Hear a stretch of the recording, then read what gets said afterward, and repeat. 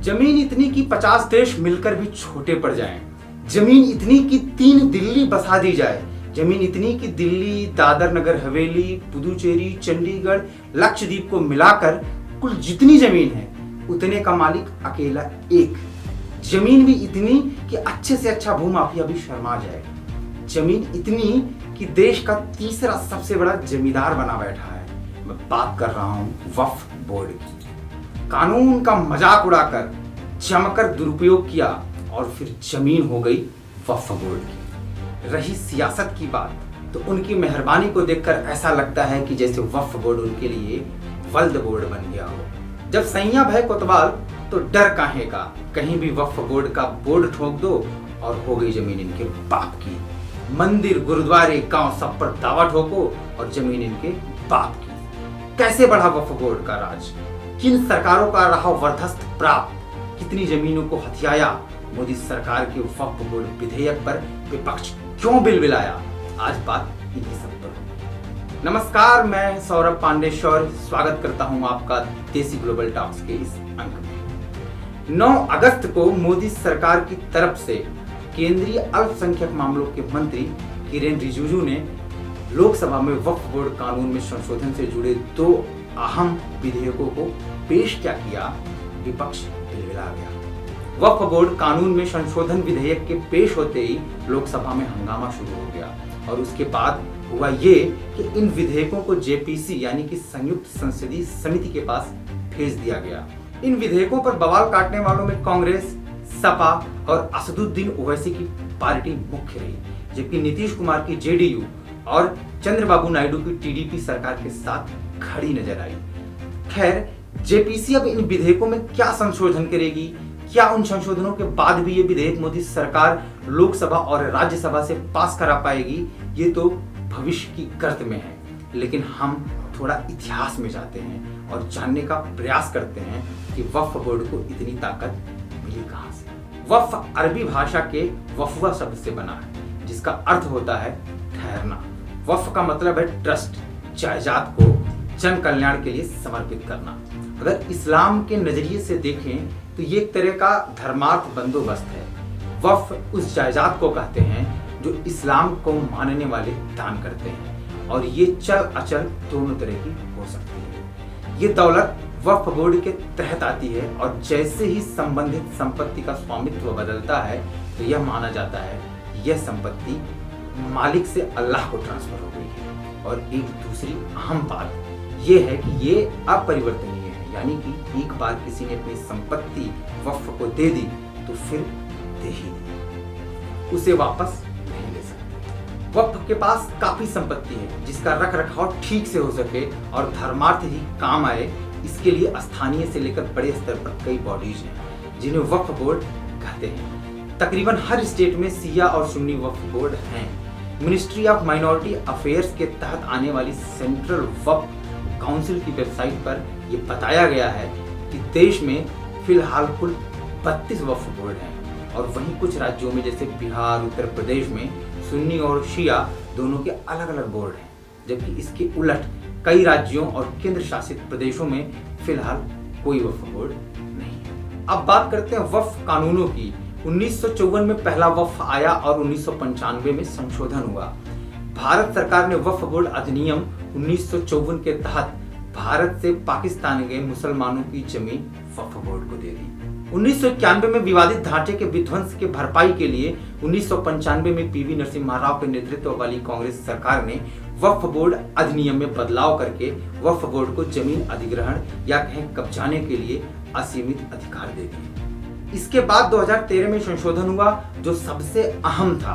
2013 में जो संशोधन हुआ उसमें वक्फ बोर्डों को संपत्ति छीनने की असीमित शक्तियां दे दी गईं। वक्फ अधिनियम के संशोधन में यह प्रावधान किया गया कि इसे किसी भी अदालत में चैलेंज नहीं किया जा सकता है। इसका सीधा मतलब यह था कि वक्फ बोर्ड को वोट बैंक के चक्कर में सुपर पावर दे दी गई और आम आदमी से उसका वक्फ के खिलाफ कोर्ट जाने का अधिकार छीन लिया गया। इतना ही नहीं, कांग्रेस सरकार ने मार्च 2014 में लोकसभा चुनावों से ठीक पहले दिल्ली वक्फ बोर्ड को दिल्ली में 123 प्रमुख संपत्तियां गिफ्ट में दे दिया।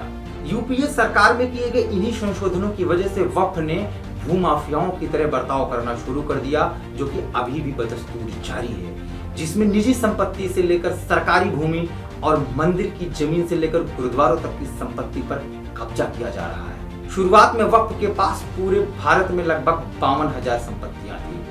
इसके बाद साल 2009 तक 4 लाख एकड़ में फैली 3 लाख पंजीकृत वक्फ संपत्तियां हो गई। कहां से, किसी को नहीं पता। इसके बाद वक्फ ने जमीनें हथियाने का अंधा खेल खेला और उसमें उसका साथ दिया 2013 के मनमोहन सरकार के संशोधन ने। नतीजा यह हुआ कि 15 सालों में वक्फ की संपत्तियां दोगुने से ज्यादा हो गई। वर्तमान में वक्फ बोर्डों के पास करीब 9,40,000 एकड़ में फैली करीब 8,72,321 अचल संपत्तियां हैं, जबकि चल संपत्ति 16,713 है, जिसकी अनुमानित कीमत 1.2 लाख करोड़ रुपए बताई जा रही है। ये संपत्तियां विभिन्न राज्य वक्फ बोर्डों के द्वारा प्रतिबंधित और नियंत्रित की जाती हैं। इनका विवरण Waqf assets management system of India के पोर्टल पर आपको मिल जाएगा। आपको ये जानकर हैरानी होगी कि वक्फ बोर्ड सशस्त्र बलों और भारतीय रेलवे के बाद भारत में तीसरा सबसे बड़ा जमींदार है। यूपी में सबसे ज्यादा वक्फ संपत्ति है। यूपी में सुन्नी बोर्ड के पास कुल 2,10,240 संपत्तियां हैं, जबकि शिया बोर्ड के पास 15,386 संपत्तियां हैं। हर साल व्यक्तियों द्वारा बोर्ड को वक्फ के रूप में संपत्ति दी जाती है, जिससे इनकी दौलत में इजाफा होता जाता है। ऐसा वक्फ बोर्ड के लोगों का दावा है। अब आप समझ सकते हैं कि कैसे वक्फ ने देश में जमीन हड़पने का ये नंगा खेल खेला, और वजह रही कांग्रेस, केजरीवाल, सपा जैसी सरकारों का सर पर हाथ। वक्फ के जमीन हड़पने के कुछ कारनामे आपको सुनाते हैं, जिन्हें सुनकर आपको शायद यकीन ही ना हो। हाल ही में वक्फ बोर्ड ने तमिलनाडु के तिरुचि जिले के तिरुचेथुरई गांव में अपना धावा ठोक दिया और पूरा का पूरा गांव अपना बता दिया। इस गांव की पूरी बसावट लगभग 369 एकड़ में फैली हुई है और गांव में 1500 साल पुराना ऐतिहासिक मंदिर भी है। अब सबसे हैरानी की बात यह है कि 1500 साल पुराने इस मंदिर पर गांव बाद में बने वक्फ बोर्ड का अधिकार पहले कैसे हो गया। ये तो थी तमिलनाडु की बात। अब हरियाणा की सुनिए। हरियाणा के यमुनानगर जिले के जठलाना गांव में वक्फ बोर्ड ने एक गुरुद्वारे की जमीन पर कब्जा कर लिया। यह जमीन किसी मुस्लिम बस्ती या मस्जिद से संबंधित बिल्कुल भी नहीं थी और वहां के रहने वाले लोगों ने इसका विरोध भी किया। वो समझ ही नहीं पाए कि आखिर ये संपत्ति वक्फ की कैसे हो गई। और अब गुजरात की सुनिए।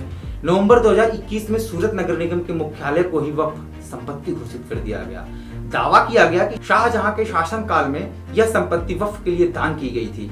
भले ही लगभग 400 साल पुरानी बात क्यों ना हो, वक्फ को फर्क नहीं पड़ता। मतलब किसी भी सल्तनत के टुच्चे सिपाही ने जमीन में तंबू भी गाड़ लिया तो संपत्ति हो गई इनके बाप की। जी हाँ, वक्फ की। 2021 में वक्फ बोर्ड ने गुजरात हाईकोर्ट में दावे के साथ आवेदन किया कि वे बेट द्वारिका के 2 द्वीपों के मालिक हैं। 2022 में गुजरात हाईकोर्ट ने इस दावे को खारिज कर दिया। अब ताजमहल की सुनिए। साल 2018 में सुन्नी वक्फ बोर्ड ने सुप्रीम कोर्ट में दावा किया कि ताजमहल अल्लाह का है, लेकिन इसे सुन्नी वक्फ बोर्ड के तहत सूचीबद्ध किया जाना चाहिए। सुप्रीम कोर्ट ने जब दस्तावेज मांगे तो कागज तो हैं ही नहीं, दिखाएंगे कहां से। अब ज्ञानवापी का भी सुनिए। साल 2022 में उत्तर प्रदेश सुन्नी सेंट्रल वक्फ बोर्ड ने दावा किया कि ज्ञानवापी मस्जिद की विवादित संपत्ति वक्फ की संपत्ति है। इसके बाद मंदिर पक्ष ने इस दावे को कोर्ट में खारिज कर दिया। लखनऊ में एक शिवालय को वक्फ संपत्ति के रूप में रजिस्टर्ड किया गया, जबकि यह संपत्ति 1862 से राज्य रिकॉर्ड में दर्ज है। वक्फ बोर्ड ने इसे भी अपनी संपत्ति घोषित कर दिया। दरअसल बात यह है कि वक्फ बोर्ड जहां भी कब्रिस्तान की घेराबंदी करता है, अक्सर उसके आसपास की जमीन को भी अपनी संपत्ति करार दे देता है। कानून ये जरूर कहता है कि प्राइवेट प्रॉपर्टी पर वक्फ अपना दावा नहीं कर सकता, लेकिन ये तय होना मुश्किल रहता है कि कोई संपत्ति निजी है या सरकारी। जमीन के पक्के कागज न होने पर दूसरी पार्टी की सारी प्रॉपर्टी चली जाती है, जबकि वक्फ को अपनी बात साबित करने के लिए कोई कागज दिखाने की जरूरत नहीं पड़ती। ये ऐसे चंद उदाहरण हैं जिनके जरिए आप समझ सकते हैं कि देश भर में वक्फ के लूट का धंधा कैसे चल रहा है और कैसे यह फल फूल रहा है। और इसकी वजह है कांग्रेस, केजरीवाल, सपा और सभी वो पार्टियां जो वोट बैंक के लिए किसी भी हद तक जा सकती हैं। ये मैं यूं ही नहीं कह रहा, उसका भी एक एग्जाम्पल देखिए। मैं सारी बातें प्रसंग, संदर्भ और उदाहरण सहित आपको समझाना चाहता हूँ। साल 2022 में एक आरटीआई के जवाब में खुलासा हुआ कि दिल्ली के मुख्यमंत्री अरविंद केजरीवाल की आम आदमी पार्टी सरकार ने 2015 से दिल्ली वक्फ बोर्ड को 101 करोड़ रुपए से अधिक का सार्वजनिक फंड दिया। साल 2021 में वक्फ बोर्ड का 62.5 करोड़ से ज्यादा रुपए दिए गए। इतना ही नहीं, केजरीवाल ने साल 2019 में मुंबई में सबसे अमीर व्यक्ति के घर का वक्फ संपत्ति पर निर्माण होने का दावा किया था। उन्होंने कहा कि अगर उनकी सरकार होती तो वह उस निर्माण को ढहा देते। वाह रे राजनीति, वोट बैंक के चक्कर में वक्फ को फल्द ही बना दिया है।